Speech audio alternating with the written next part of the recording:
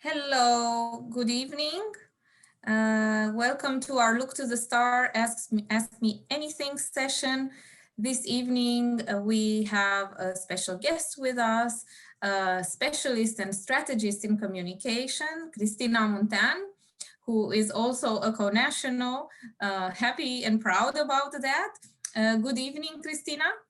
Good evening to you, Juana, Ingrid, and to all of you who are watching. Really great to have you with us. I'm looking forward to discussing together a lot about your career, but also about communication strategy and leadership development, your specialties. But I want to start first with a quick intro on what will happen this evening and how people who are listening to us can interact with us. So I will ask a couple of questions to get the discussion going, but everybody has the opportunity to ask their own questions directly to you, Cristina. For the people on Zoom, they can, if they would like to, they can unmute themselves and ask the questions directly, or they can type it in the chat. And for the people looking at us on Facebook Live, they can just type the comments in the chat box on the Facebook Live video. But let's get started. Good evening, Cristina. How are you this evening? Starting a new week? I am very excited to be here with you. And as I was telling Ingrid earlier, I'm an early bird. So for me, these evening sessions are always a mental stretch. And yet I'm very happy to be with you. Very grateful for you having me here. Great. Well, thank you for doing the stretch for us. We take these sessions as, you know, sort of like the evening relaxing session. So we will tell the story of your career and of what your passion is about, which is around communication. But you have started your career in journalism, and you have worked as a journalist in Romania and in Czech Republic. And throughout our conversations that we had before the sessions, you called journalism the love of your life. And that really left an impression on me. I would like to know more. How does it feel like to be so in love with journalism? How much time do we have? It's really funny because I do believe that there are, professions that are calling and not really a profession that you choose. Those professions choose you. So in my case, I was around 11 and my parents decided, I guess I was too much for them. So they just parked me over summer at my aunt in Deva in the city in our region. And she had a beautiful bookshelf.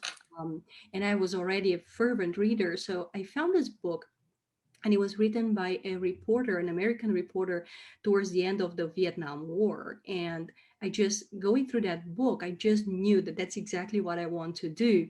I was 11 by that time, but I started to talk about it. And by the time I was 17, and everyone would choose their journey in life, and I was studying foreign languages. So my professors would tell me, you go and you study French and English and you will be a teacher. I was like, forget about it. I'm not going to do that. I just want to study journalism.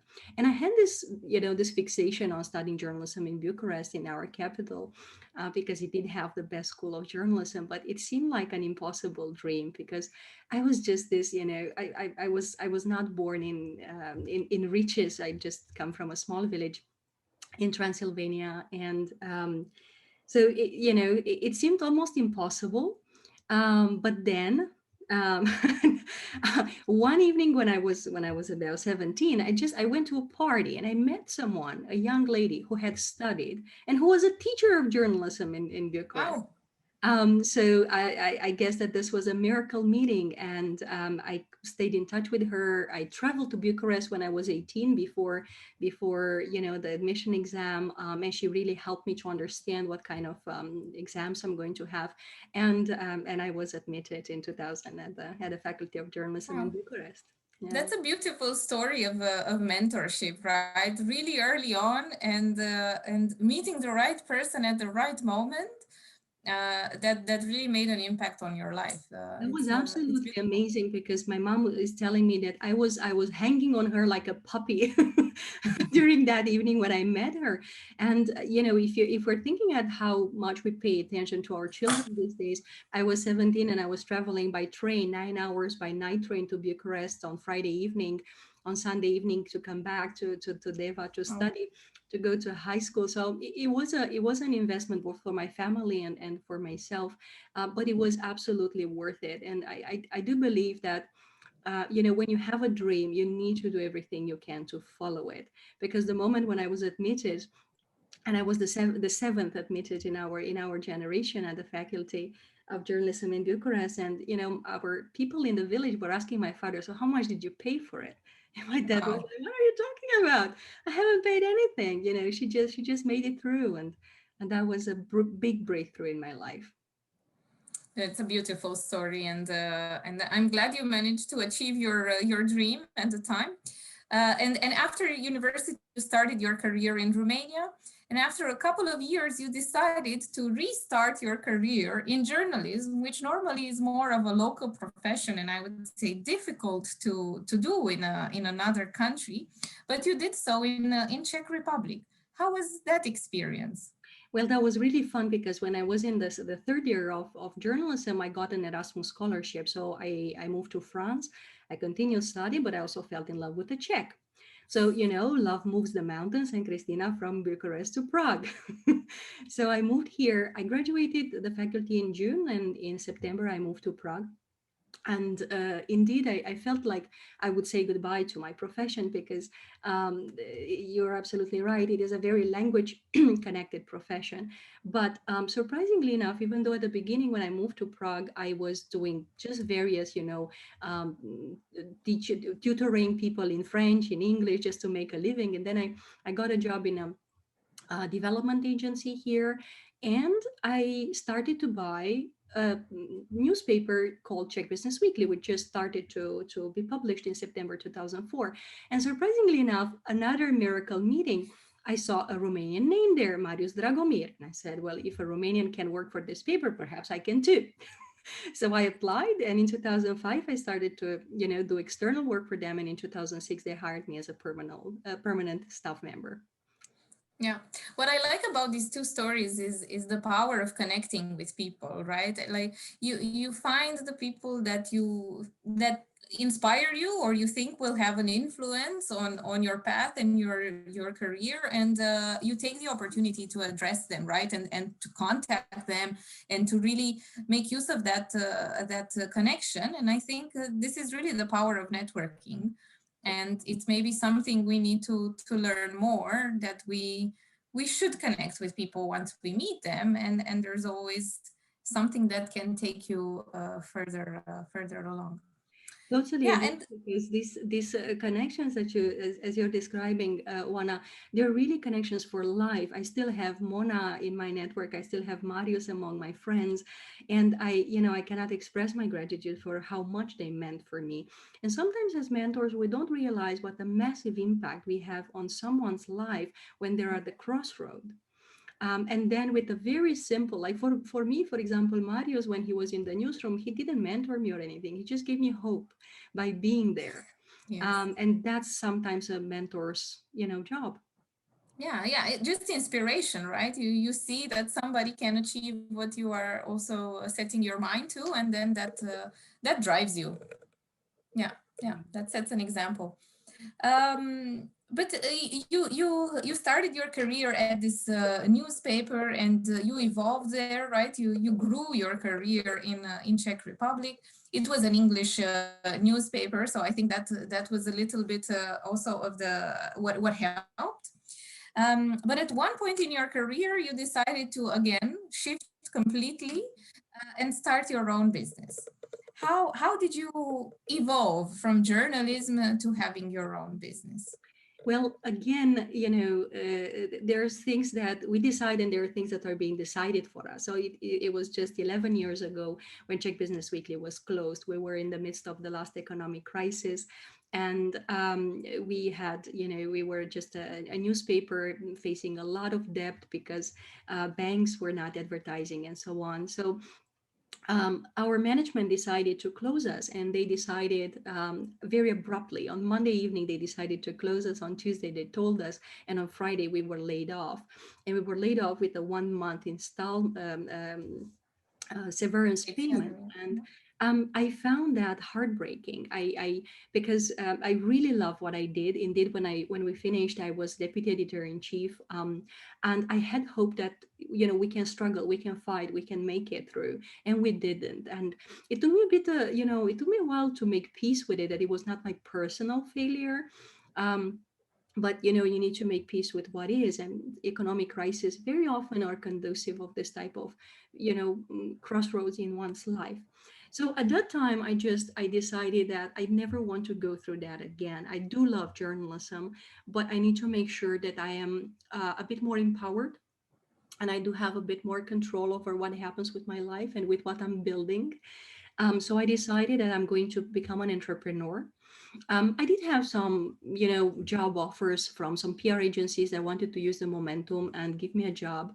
But I didn't feel like that was my calling. So what I did was to take my journalistic skill and just flip flop them and start to offer them to my former sources as media training and crisis communication skills. And this is how I started my company, Media Education CE. Has been doing this. I have been doing this for the last 11 years. But of course, in the meantime, my people development services grew beyond media training. Yeah. Yeah, indeed. I think you found the right link between journalism and starting your own business and transformed yourself yet again. And you have done so very successfully, because you are now one of the most reputable strategic communications consultant, strategist in Czech Republic. You also wrote a book there. I'm curious to know, yes, and most impressively, it's in Czech language, right? I think this is wow, the achievement. Yes, it was absolutely for me. Publishing this book has been symbolic at so many levels. First of all, I published the book "You the Brand: Personal Branding for Career Growth." I published it in November 2018, and I decided to write it in Czech in a way to honor my adoptive country, the country that really received me and where I could throw roots and develop my business. The second reason was that I wanted to create some, credibility and really share with my Czech friends and clients that I do speak Czech, that I do most of my work in Czech, that my Czech has improved, and I can convey my thoughts in this language. Yes. But there was another important aspect to it. When I started to write the book, I felt like something, because I moved from journalism, which was so much about gathering information and transforming it into valuable and meaningful content.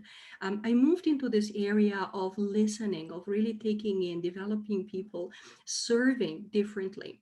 And this part of my life where you really every Friday, or every Monday, you feel the smell of fresh paper, you see the result of your work. I missed that. And when I started to write the book, I felt like a part of my past would come forward to support me. Mm. And like, it was like all of a sudden, everything I have ever gone through came there to serve me and become a resource. And when I got the book, I was really crying. I felt tears on my cheeks, because it was just this wonderful feeling when you see your product, when you see your baby there, and that is out there for the people and it can serve. So that was a very touching moment. And I felt like it was at that point that I had really integrated and made the bridge from my journalistic past into a full-fledged people developer. Yeah. Yeah, yeah, sounds great. Really sounds like an achievement. And we received a question about your book. How can we buy it? It is available in every bookshop open, of course, in the Czech Republic, but you can also buy it on the website of the publishing house. It's called Grada, so Grada CZ. And again, the book is available in print copy and in electronic copy in a Czech. And I may have a bit of a surprise for you because I am considering already writing an edition in English. It doesn't make sense translating it, honestly, because it was written with the Czech public in mind. But I guess that also my practice has developed over the last 3 years. In 2019, I organized the first ever digital conference in the Czech Republic on personal branding. Last year, I launched my own TV platform. TV platform is, a lot said, but I Yes. run interviews and videos there. And I learned a lot in the process, and I would like to bring this new insights to life in a new format, and most probably is going to be in English this time. Amazing. That was my next question, actually, if we can also find it in English. So we have to stay tuned to find out when that comes out. But coming back to your success, right, in Czech Republic with on your own business, advising leaders, which is not that easy sometimes to get the strength to do so, or get the recognition that you can actually advise them. What was your recipe of success? What do you think brought you there? Hmm. There are a lot. There are a lot. And again, I go back to journalism, and I remember a lesson from one of our teachers. And he said, if you talk to the president or to a janitor, you should approach them exactly the same. Your job is to honor them and to ask them good questions that serve your public. So I was never, I was trained not to be ashamed or afraid to go and not confront leaders, but to just stand in front of them and ask them questions. And I came with this training. Also, the fact that I was, selling media training and crisis communication placed me in a pole position to serve leaders, those who make companies visible. So I guess I did benefit from this, but on the other hand, I think that's also important to realize that entrepreneurship is about grit. So when people say that we're self-made, I call myself rather self-held, because very often we have kind of three, or what I'm observing a lot, that there are three sources of support for women in business. It's either a family of origin that is holding you, that is really covering your Mm. back. It is a new family or partner who is holding your back, or it is a company with a big brand which is giving you a sort of a trampoline to jump into the entrepreneurial world. I didn't have the luxury to have any of these three. So I had to figure out my own journey, if you will, and to be grateful for what I have, to build on what I have, and to be very gritty. My mom says that I'm quite stubborn, and I am. I can be very pig-headed when I want something, but it pays off on the long term. And truly, it requires grit, and it requires a very clear, how to put it, you need to stubbornly listen to your inner voice, to what you feel is right. And of course, you could be wrong, but then you fix it. Then you go and meet the reality and you fix your next step. And that's okay. This is how you learn. However, you cannot place your journey in the hand of somebody else. Even currently, there are people telling me, oh, you should go back and do training in person and so on. Like, no, my model transformed during the crisis, and I'm going to do it my way. So, I like Mm. Sinatra's song. I did it my way. Yes, yes, definitely. I think your career path really shows that you've always chosen your way, and it took you to the success that you were hoping for, right? I think that that is really impressive. It's really, and I need to honor the people who trusted me with their work, because again, this is not just about us or what we have to offer. There are people there who trust us, and I remember in 2011 when I was really in a bad place because I had fixed the cost, but I had very variable revenues at the beginning of my business, and one of my former sources, a spokesperson, he just said, "Look, I have a big media training project for you. We have 13 managers from my board. It's the fifth largest bank here in the Czech Republic." But he said, "I want you to do it one-on-one." And none of them speak, or few of them speak English. They would like the package in Czech. And at that time, I didn't feel so confident to speak Czech. And I said, what if my Czech is not good enough? And he said, well, figure it out. Yeah. what I proposed was to just have a 30-minute conversation with each of them and just ask them, is my check good enough for you? Can I serve Yeah. you with, what I have and who I am today? And they said yes, all of them. So this project really at that moment saved my business because it provided me with an input of cash that supported me to continue to develop. And again, at every key point of the journey, there were wonderful people who saw me, who believed in me, and trusted me. Renata, who is greeting us, is one of them. Simply people who see the human behind the skill and bet on what we can become, not on who we are today. And this is something for which I can never be enough grateful. Yes, it's a beautiful example of being vulnerable and strong at the same time. I think indeed, the element of trust. I know it's really also part of your three values that you talk about quite a lot in your latest videos. And I think the trust that you get from other people, or the trust that you give to other people, really helps you along the way, both ways, right? Also when you give it and when you receive it. Oh, absolutely. Please don't start me on trust. I can talk about about this until tomorrow morning. This is a topic that is so important to me because I believe in psychological safety. It really is the key ingredient in making us perform at our full potential as individuals and as team, as organizations. So it really breaks my heart to see the level of degradation of trust, particularly trust in the media, because I have been part of the, I have been in the trenches and I know how hard it is to create meaningful, relevant information that serves. And I honor every single journalist who is there in the newsroom these days trying to make sense of reality. Now, what I think is happening is that we have lost a sense of shared reality. We haven't seen it coming because we have these digital platforms which are really so enticing, so appealing to us. We can be in the same flat and we don't see what our child or partner is sharing on social media or discussing or chatting. And all of a sudden, you realize that there are barriers between us as humans that were not there 10, 15 years ago. And you're surprised how comes that it is so hard to stay together. So the sense of shared reality has started to dissipate, and we're losing trust in state institutions, in our leaders, in the media, in I don't know, in churches. Um, I guess that reform is needed, but if we lose complete trust, we become paranoid. And this is not a place where we want to be as a society. Yeah, and a lot of times the greatest things humanity has achieved were done through joining forces and bringing people together instead of pulling them apart. You do get another greetings from people in Czech Republic who really admire you. Happy to see Cristina live again. Always so shining and impressive journey that she has made.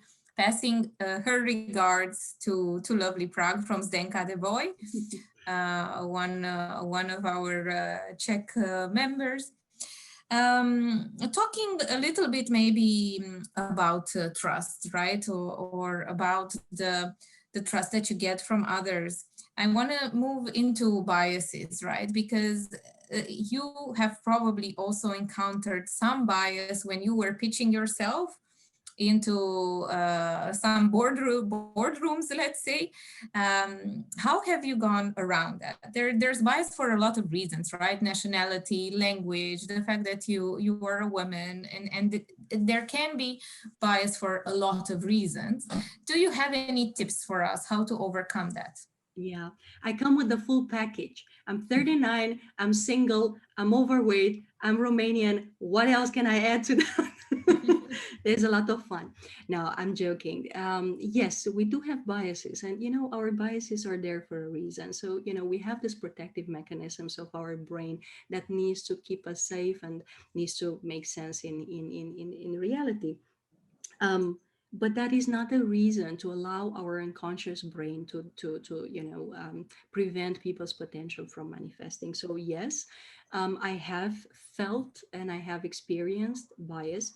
Particularly, I remember when I started my career, I was 29 when I started the business, and I was just this slim young woman with no experience in leadership whatsoever, going in front of board members and telling them, I want to, show you a couple of things about how to talk to journalists. Um, regardless of whatever bias categories can be connected with us, I always found relief in quality. So first of all, I think that we should never take biases personally. They speak more about the people who apply them than about us as such. Like for me, feeling that I am the object of bias was a source of information about the stance of the person in front of me. Oh, okay, so this is whom I have, the honor with. Don't take it personally, stay reasonable, because the moment when you go to the level of emotional dialogue, you've lost it. This is where you're Yeah. already, you've lost the ground. But the second, and this was my favorite weapon, was just to be very, very good at what I do. I was merciless. Like, it's funny that you're asking me this, because last week I was in the European Mentoring and Coaching Council for the certification for senior practitioner, and in this challenge they really had us look, along the line, and I had to go back to 2010 and pull out all my one-on-one sessions and all my trainings that I've achieved, and I discovered that I have 2,700 hours of training over the Wow. over the last 10 years. That's not bad. 1,078 one-on-one hours of individual. I haven't done yet my homework on how many hours of training, of group and team training I have, but already these were stunning even for me, because I never realized how busy I have been over the last couple of years. And I have never compromised on quality. If I like something, if I want something, I just go for it. For the last 11 years, I have reinvested every cent I made into two things: infrastructure to develop people beyond myself. So CMTV is an example of that, but Mhm. also into my own education. Because I came from journalism, I knew how to write news. I was not a coach, I was not a mentor, I was not a trainer, I was not a crisis interventionist. So I needed to gain the skills, and the skills cost. It was funny when we were discussing last time that I also realized I had never had, with the exception of my father and the Romanian Mm. state, no one has ever paid training for me. So I Yeah. think that everyone working in organizations should be really grateful, because I've never had that experience. I just had to pay for everything that I wanted to learn from my own pocket. And I think that this is important to, I always lead with quality. I'm really merciless on expectations from myself. Sometimes I'm tough on myself, but I guess that this is also what makes me credible. After a certain point, you can really relax. At the beginning, I was more gritty and more churning, but now I feel that I can relax. And I already have a story behind, and it feels better than when I started. Yeah, but that also reinforces the credibility, right? I mean, you had to be more, you had to show the grit in the beginning, right? But now you have a story behind you that gives you this, that reinforces the credibility. Yeah. Another question that we got, Christina, are there any trainings that you can advise a starting entrepreneur in your area of expertise? Hmm. Oh my God, when you begin as an entrepreneur, you realize that you really don't know anything. And it's funny that people who come from large organizations who have been very good managers, they become entrepreneurs and they feel overwhelmed. And that's normal, because as a manager, you focus on a specific niche of the business. Mm. But as an entrepreneur, you really need to have very clear, purpose and vision. You need to understand your customers and the target audience, the marketing processes, and so on. You need to understand the delivery processes, and finally finishing with invoicing. So you need to learn to master the entrepreneurial skills which are necessary to succeed. Now, my recommendation would be, for a beginning entrepreneur, is just to look for communities of entrepreneurs and to get themselves mentored, because there are a lot of mentoring programs, very affordable. Mm. And to simply ask them, so what kind of courses did you learn? There will be different courses in the Netherlands, and there would be in the Czech Republic, but the communities are there. And I think that we should never I think the greatest mistake that entrepreneurs make at the beginning is to try to figure it out all by themselves, and to feel ashamed that they don't have the answers. They stay trapped into their heads. They feel like they should figure out everything by themselves. Nonsense. you know Reality is there to help us and to heal us. And when you really start to talk to people, to your customers, to your other people in the entrepreneurial community, you can learn so much and you can avoid so many mistakes. And that's what I would recommend. Rather than a specific course, I would recommend just go into the entrepreneurial community and try to listen to what people have, what people are going through. And take the bits and pieces that you need, and little by little you will put it together. But it really takes about 2 to 3 years to feel solid in the puzzle of your entrepreneurship. Yeah, I love it, Christina, that the circle around networking and connection it keeps on going, right? You again find your force from a network, right? From connecting with people, from community, from learning from each other. So I think I like it how that comes together across all these important moments for you. Absolutely, absolutely. And this is exactly why I have last year also I measured now thanks to EMCC. Last year I spent 30% of my time doing volunteer work. It was either mentoring or it was one-on-one workshops and so on. And I feel that um, you know, we need to give back because we received. So I have no hesitation to go into entrepreneurial community and share my expertise on personal branding or on media relations, and so on. When someone is just calling and wanting 30 minutes of a one-off, I have no problem to offer this type of insight because we all need help. And I appreciate those people who ask for help. And who are grateful to receive it. You really know that that's the real thing. So yes, it is very much about community, but it is also about our capacity to see the opportunity, take the opportunity, and be grateful for what we are receiving. I have Yeah. also encountered people with a sense of entitlement. Mm. The world doesn't own us anything. I think we need to stay grounded, to stay humble, and to realize that we serve, even when doesn't matter if we provide services or if we produce something concrete, we serve, and our job is to understand those whom we serve and how we can serve them better. And as long as you stay that like that, and Yeah. it's gonna be good. Yeah. We are getting some questions from Maria. Thank you for sharing your interesting story, and I'm happy that you could find your new home in Prague. I admire you could learn Czech language so well to write a book. And then something I cannot pronounce, I'm going to try. Hezký večer. Hezké večery vám. Yes, thank you so much, Maria. It was a journey indeed, but again, I feel, I love my work. Until COVID, up to 90% of my work was done in Czech.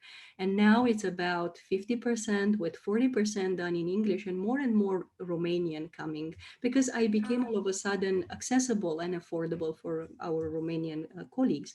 In the future, I would like it to have about 70% of work done in English, 20% in Czech, 10% in Romanian. I feel that would be a more sustainable spread. And also my business model has really changed. So until before COVID, I would do 95% of my work in person, 5% remotely.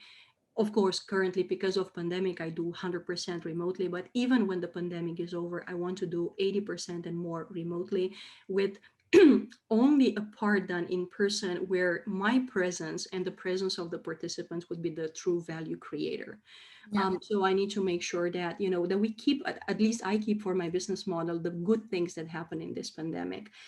So that would be my feedback to Maria. And I'm also seeing Juana, with your permission, Yes. I'm looking at Renata's question. What is Yes, indeed. What is your biggest struggle in these times?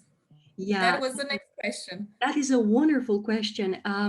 I feel like because I am single and I have, so I don't have children, in a way, honestly, it has been a blessing because I see so many women being burdened and being very tired because of the spread. So for me, this has been, since the pandemic started, basically, it has been work and sleep. Mm. And this ties into my biggest struggle. I feel sometimes that I am people come and they and it's natural that they come with their emotional baggage, and they complain, and they have their challenges, and I'm very present for my clients. And then when my friends come and my family Mm, members call, and we talk, I also try to be very present for them. And sometimes I feel that there are a few people who are present also for myself. Or let me put it differently. I feel that people, it's so easy to put your attention on what is happening outside, COVID and the government and what I don't like. yeah. And sometimes I feel it's becoming tiring for me to be a kind of a lighthouse in the storm and keep on asking people, okay, when my mom comes, calls me, and she wants to discuss politics in the US, and I'm telling her, Mom, you know, it's not going to be the two of us who's going to change the destiny of Trump. Let's talk about something that we have in common. Let's talk about our cats and our flowers. So sometimes it's just tiring to be the voice of reason in under this emotional pandemic, because we really go through an emotional pandemic. And I find it, at the end of the day, I just need to also restore, and I find blessing in my solitude, because Mm. all of a sudden, because I don't have a family, I have the space of solitude where I can restore. But it's not easy. It's not easy to be there present for the others. It's yeah, Yeah. sometimes testing my boundaries. Yeah, I think these times are difficult for everybody in very different ways, and we all need to find our way to cope with. Continuing to read in the comments, people always admire your strength and your focus to continue keep on developing yourself. Mhm. What is it now that you are personally working on? Mm-hmm. That's a beautiful question. Thank you so much. My second strength, according to Gallup, is learner. So I'm an avid learner, and I have several focuses this year. I want to become better at digital marketing. Marketing has never been my biggest strength, but I do want to become better because I want to understand the mechanisms behind platforms. And when I delegate, I want to make sure that I delegate correctly. So that's one area. Another area is I do a lot of work in hybrid leadership. And I use for hybrid leadership the polarity management model from my teacher, John Scherer, who the first introduced me to this model in 2012. It's a beautiful model. It can be applied in many situations in leadership, and I want to become better at it. So I'm looking for ways to improve my expertise on that. And the third thing is that I'm applying now for senior practitioner with TMCC, and I would like to become soon master practitioner. And I've identified, the kind of steps that I need to take to get there. And yeah, these are the kind of things that are ahead of me. Yeah. Three big projects, I would say. It's there's a lot on your plate. And I think Renata continued with talking about the challenging time, saying that for her it's difficult from an energy perspective as she misses more and more the social interactions. How Mm, do you cope with that? mm, Because mm. you also say, yeah, 100% working remotely, Yeah. work and sleep. Mm. So I suppose also for you, social interactions, as for most of us, are rare and at a completely different level than they used to Yeah. be. I have a secret. I'm an introvert, even though someone may say that I'm actually an extrovert. So I'm very happy when I'm alone. Um, and because of the fact that I serve and I'm constantly in contact with people, for me, this type of social interaction is not only sufficient, but very satisfying. I think that the quality of our life is defined by the quantity of presence that we bring to the moments. And because I am trained to be present for my clients and for my family and for my friends, I simply feel a lot of deep satisfaction. And for my birthday, I was just alone in my flat with my dog and my cats, and people were calling me from all over the world. My cousin was calling me from a truck on the border with the UK, and we just talked for an hour, and we had the most loving conversation, because they just learned to use their cameras all over the world, and I have never felt more loved and more held than that day. thanks to so many people who reached out. So this is my inner setup, but I can understand where people come from who are used to have more social interactions, team interactions, and so on. I miss my family. I haven't seen them for my mom for a year and a half, my dad for 2 years. So this is something I want to get done as soon as possible. I miss sometimes, just this kind of, coffee with friends, just Mm. sitting down and enjoying and smelling, the goodies. But on the other hand, you know what I did? I have a dog, and all the friends who wanted to talk to me, I invited them for long walks with my dog. So Yeah. my dog is happy. We have some movement, and we had some delightful conversations also towards the end of last year. And in order to manage my energy, my physical energy, I really need to sleep. So this time in my life, it's the first time in my life when I can really sleep as much as I need. And I don't do enough physical exercise. I really should catch up on that. In terms of my emotional energy, I just, I try to laugh. I try to watch some funny movies. I'm really talking with friends. I talk with my mom. She's delightful. We can have really fun talks together. I play a lot with my pets. Just being with them just raises our oxytocin, which is funny. In terms of mental focus, I try to really eliminate distractions, and I experience a very strong sense of purpose of serving this day. So this I feel energized. Sometimes I'm tired physically, sure, or screen fatigue, but these are just after a good night's sleep, they're just gone. Yeah. Yeah, I think you also almost answered the next question. How do you find time for all of that, for achieving the goals you just mentioned? Mhm. The truth is, you have three big ambitious projects to further work on yourself while you still work on your business, and you give all these trainings and sessions online. Mm. How do you handle and manage all these at the same time? I am merciless with whatever doesn't make sense. Like I really am merciless. I have no conversations. I'm very careful with the people I surround myself with. And when I choose to be with people, they're in settings that uplift me. So and I also, when I talk with members of my family, these are very loving and intentional conversations. So I'm very intentional about the way I'm running my personal life, because I need peace, love, and quality there. And when I have that, I can serve. In terms of professional life, I don't make the distinction between me learning and me delivering and serving. It's just like, one serves others, and I'm just in this continuum. And sometimes, a colleague from a coaching course becomes a client, and the other way around, and God bless them.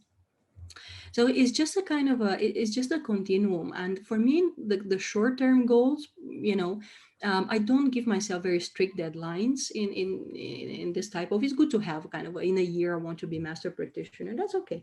But there is something else which is very important for me, which is my long-term vision.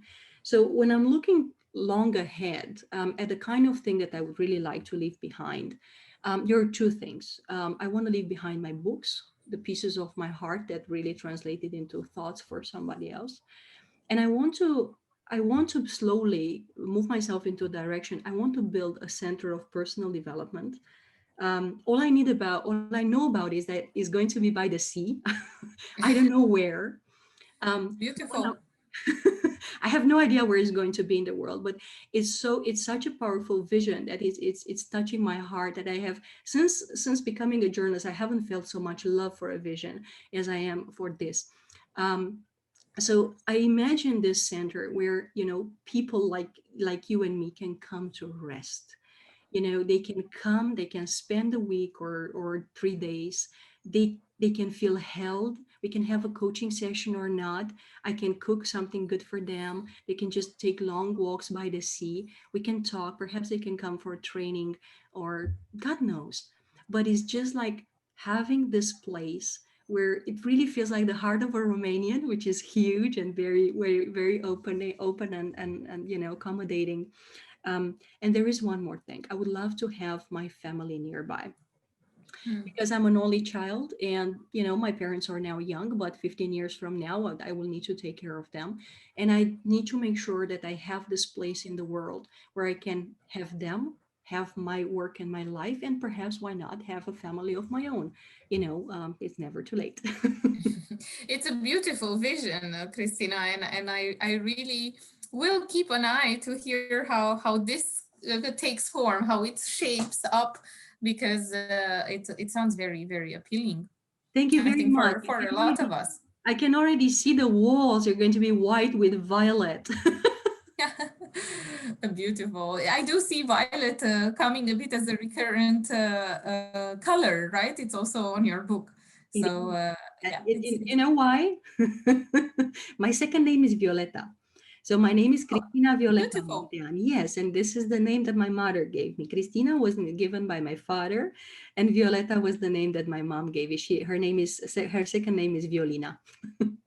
Ah, beautiful. So it does have a story in your life, right? This color, violet. Yeah, Beautiful. yeah.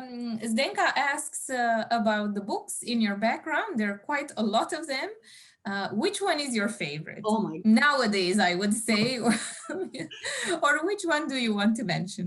oh my God, oh my God. That's an impossible question. It's like Sophie's choice. I can tell you perhaps not the book, but the authors to whom I go for advice when I feel lost. I love Patrick Lencioni. I love his fable style writing. He does great job in talking about leadership and this. But by the way, what you see behind me, this is my work bookshelf. My literature is in the living room. So what you see over there, that's actually my like this, that's my emotional intelligence and psychology part. That one is the systemic part. That one is the communications and personal branding, and that one is the leadership. So I Wow. just know where to grab them. And so I love Patrick Lencioni. I love Dory Clark, which is an author. She's just amazing. We have a similar story. She lost her job in journalism on the 10th of September 2001. Wow. just Yeah. before just before Yes. the exactly The crash. Yeah. exactly and yeah, so she's one of them. And Adam Grant, he's just such an inspiring a person. And I can never have enough of their books. As soon as they write something, I just jump on it. And I feel very inspired. And again, my favorite guy, Paul Zak, who discovered the connection between oxytocin and trust. These are books that I recommend to all my leaders, because we have finally can put figures and science on the biology of trust. And it would be such a pity not to talk about that and use that in practice. Yeah. You mentioned emotional intelligence, and I know that's also one of the pillars of your coaching and mentoring. Tell us a little bit more about what emotional intelligence really is about, and how leaders can apply it to their success. It has never been a time in history where we needed more emotional intelligence than nowadays. And emotional intelligence will become the more important, even more important, as we move forward into a model of hybrid leadership, combined on premise, hybrid, and remote leadership. Mhm. Because we have already models of artificial intelligence that are taking over from certain jobs, certain roles, and we as humans need to navigate this new technological world in a much more aware manner. So for me, emotional intelligence has been something that I discovered genuinely as I was growing up also into the profession. Back in 2011, I run a simulation of a media training interview, and my client just burst into tears. Hmm. And I realized I have no tools to intervene. Just didn't know what to do. And I started to, after that session, I really started to look more into this field of emotion. I discovered Daniel Goleman.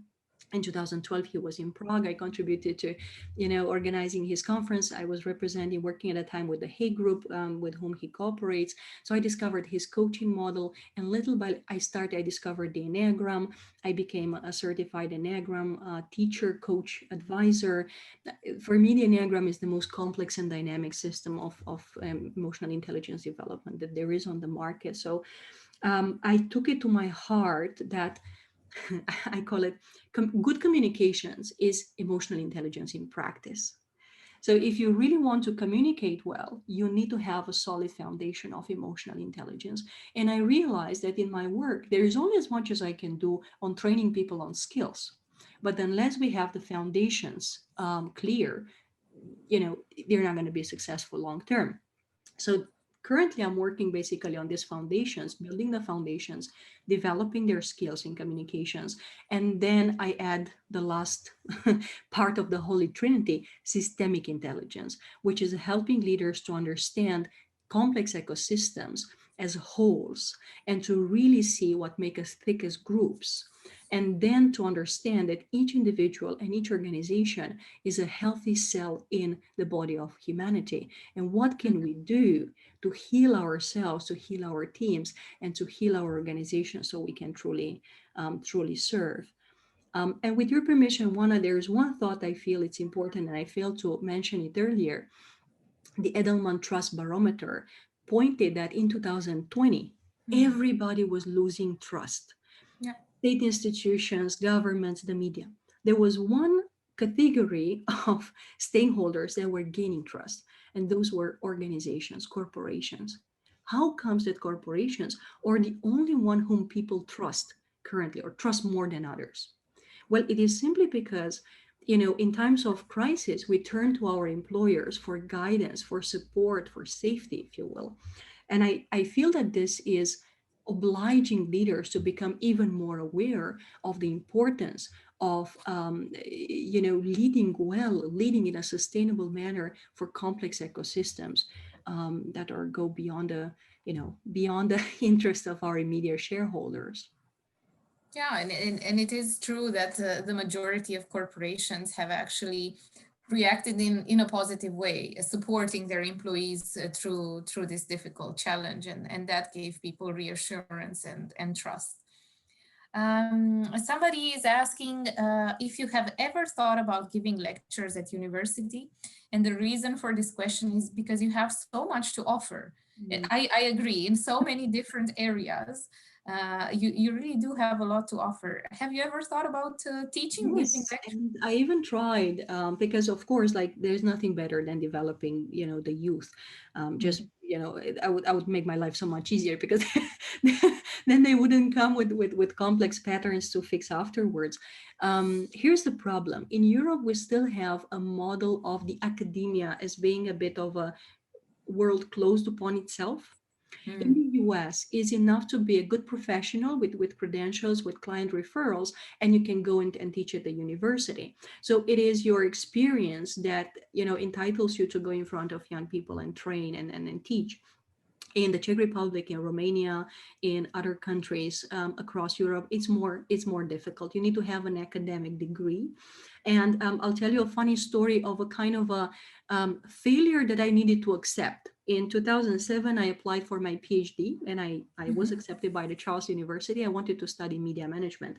Now, the funny thing is I applied at the Charles University and all the literature about media management was done in English. Okay. So I went through, the first year, okay, I did some research. In 3 years, I published in 4 accredited research papers. But somehow I couldn't pass my exams because my exams were not only that they were in Czech, but they were from areas of media literature that was simply not relevant for my field of study. And I felt so much frustration. Why do I need to know what happened with the specific newspaper from the 60s in order for me to lead as a competent media manager today? So in 2010, when Czech Business Weekly was closed and my life changed, I said, this is not a fight I want to, this is not a fight I want to keep on continuing. I simply gave up on my PhD after almost 4 years without finishing it, simply because I, I didn't feel that it would make sense to continue. And I'm not happy with that. But on the other hand, I think it was the right decision given the circumstances. And sometimes I wish, always wish, that the academia was more open to the needs of today. This is why we have such a gap on the labor market. This is why we have countries with 20 to 30% of youth unemployable. Yeah. They come from universities and they're not employable because there is a gap between academia, organizations, and the needs of the real people. Yeah. Yeah. Talking about the gap between the needs of organizations and people. I know that you, in your work, you also talk a lot about the need of reskilling people, also because of technology advancement, but also I think because of what you also call the hybrid leadership, right? That we are moving towards this hybrid way of working, of combining remote working with physical presence. And it's here to stay. That's, I think, obvious for everybody. Tell us a little bit more about how that translates in the working domain. Yeah, well, hybrid leadership is indeed a model that is being tested by more and more organizations. So we see that just the other week, Salesforce announced a model of hybrid leadership. We have companies like Google, we have UniCredit, we have Siemens applying models of hybrid leadership all over, on their whole organization. And what we also know is that by 2030, about 60% of the job positions that exist today will be gone. We just don't know what will replace them. So we know that we have a need to really update our people's skills, to make them fit for the future. Now, we have two problems. The first problem is that competency development is volunteered, or is not compulsory in many organizations. And as human beings, we're quite comfortable. As we have to do something, we don't really do it. But as organizations, we're facing this dilemma. If I don't invest into my people now, they will be unemployable couple of years down the road. So what am I going to do? How am I actually featuring social responsibility if I let my people to just flow with the wave and not understand how serious this is? The second thing is that, of course, we're going through an economic crisis, and the budgets for people development have been shrinking for the last year. So the key is to find suitable models for helping people to reskill and upskill. And this is why I'm so committed to remote work, because I feel that, with a small stone, you can make a big impact. You can really have a workshop for hundreds of people, Yes. like it happens right now for me. When I'm holding workshops in Romania, I have 130, 150 people in a room that I would never get in a training room if I went there in person. So we need to find models of efficiency to really take people to the next level. But we need to understand that we're still human, that we have a lot of emotions that are holding us back. And what we need to do is to change our mindset. Because if we want to become learning organizations, we need to be full with learning, with people who are willing to learn. And it's not just the learner speaking in me, but I do believe that if we stay stuck with these ideas that, I've learned something, I should apply it for the rest of my life, and then I retire, these people will be endangered, and they will become more and more frustrated, and we will feel the impact of this in our society. And this is exactly where the rubber meets the road in organizations. How exactly am I going to deal with the people who are not necessarily open and willing to change their Yes. mind and start learning? And we need to find a solution to that. Yeah. Christina, time flies. I'm just looking that we have only 2 more minutes, but I would really love to take this question because it is also about the purpose of Polaris, coming from Renata. And she says, you are a big supporter of promoting women in their journey. And thanks to your work, to the work you do for Polaris, do you see any positive or negative impact of the pandemic that would be different for women compared to men? This is a beautiful question, and I can talk about the experience that I'm seeing with my clients. So the first observation is that women have been automatically burdened with not only continuing to do their job, but also taking care of the family, basically, grocery shopping, homeschooling, and so on. So women's burden increased by 3 to 4 times because of these things kind of falling naturally into their lap. Now, there is always a positive thing in the in the darkest hour. And I see more and more of my clients saying, I cannot do this any longer. I need to become more assertive. I need to really raise my voice in a calm and but in an assertive manner with my partner. We're a team, we're a family, you know, we need to find solutions for this together, but also with their bosses. So you know, the positive thing for women is that we are kind of a naturally more empathetic. It doesn't mean that we're more emotionally intelligent. That means really knowing how to work with our neocortex, with our with our new brain. And you know, we get there through training. But we're more empathetic. So I see more women when they do work, they're more present, they're more empathetic, they feature caring, and they can be in the first line of promotion if they learn to ask for what they deserve. So my hope is that, you know, once this pandemic recedes, is that we will see a kind of a new line of women who are not just, you know, exhausted, but who are just able to say, you know, I've seen my value. I've seen how much I can do. This is what I deserve. This is what I want to do. This is how I want to. This is how I want to do it. I want remote work. I need my, you know, if I had been able to deliver performance so far from remotely, why shouldn't I continue doing it? Yeah. I hope that women will make sure that they will not accept going back to the office and working from on premise if they don't want to. Yeah. I do hope that women will make sure that their voices will be heard, to make sure that we can really co-create this new world of work to be better than the one we had before the pandemic. Yeah. So the pandemic stretches us to the max and allow us to find opportunities in this big challenge, I would say. Cristina, I think, well, I had a lot of questions still prepared, and I think we can all agree it was a pleasure talking to you and listening to you. And I do hope we will get many more opportunities at Polaris to hear from you, to allow our members to also follow some of your trainings. We are really, really happy to have you connected to our network. And I personally really enjoyed this evening. I really didn't feel how time flew by. But I think it is time to allow you to restore your energy in the evening, because as you mentioned, this is really your time for yourself. And I think I hope everybody will do the same. Thank you very much. Thank you. Thank you very much, Juana. And I just want to honor the work that you're doing and also Renata's input, because Renata is the hidden connection that actually connected, brought me to Polaris. So I'm very grateful for everything that you're doing and have been doing. Thank you. And I'll be happy to support you in the future with all I can. Thank you very much. Beautiful comments coming also from the viewers, thanking you for sharing your knowledge, your learnings, dreams, and goals. And yeah, it was really an amazing session.